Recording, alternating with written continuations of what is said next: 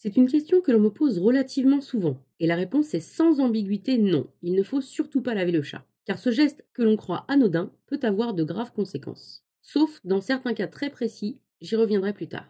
La raison principale pour laquelle il ne faut surtout pas laver le chat, c'est parce qu'il dépose des phéromones sur son pelage en faisant sa toilette. Ce sont des composés chimiques rassurants pour lui, ce qui implique que si l'on fait prendre un bain au chat ou même si l'on passe juste des lingettes sur son poil, on efface alors ces odeurs apaisantes pour lui. Et oui, laver le chat est donc parfois même un facteur d'anxiété. Alors quelles sont les exceptions et quand doit-on laver le chat? En dehors des chats de concours qui ont bien souvent droit à un bain avant une exposition, il convient surtout de laver le chat lorsque son poil est taché par une substance dangereuse pour lui, comme du cambouis, de l'essence ou de la peinture par exemple. Le produit risque de l'intoxiquer en touchant la peau ou en étant ingéré quand le chat essaye de se nettoyer.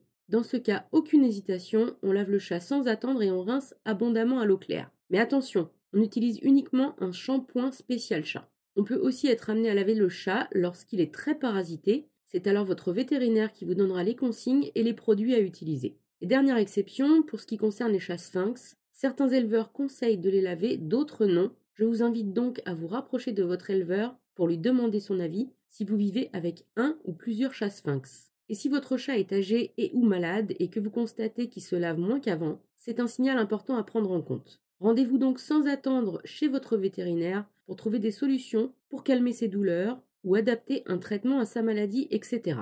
A contrario, si le chat se lave trop souvent, c'est-à-dire plus d'1h30 par jour, et généralement de façon frénétique, c'est aussi qu'il y a un problème. Rendez-vous également chez le vétérinaire pour exclure toute origine médicale dans un premier temps, et s'il ne trouve rien, contactez sans attendre un comportementaliste félin, moi ou quelqu'un d'autre, pour trouver des solutions à ce comportement aussi appelé léchage compulsif. Voilà ce que l'on pouvait dire sur le nettoyage du chat par l'humain. Si vous souhaitez en apprendre encore plus sur le bien-être du chat et son comportement, je vous offre mon manuel PDF exclusif 30 idées pour occuper le chat. Le lien est dans la description de la vidéo. Si cette vidéo vous a plu, mettez-lui un pouce j'aime, partagez-la sur vos réseaux sociaux et abonnez-vous à la chaîne pour bénéficier gratuitement des prochaines vidéos sur le bien-être du chat et son comportement. Et en attendant la prochaine vidéo, prenez bien soin de vous et de vos loulous!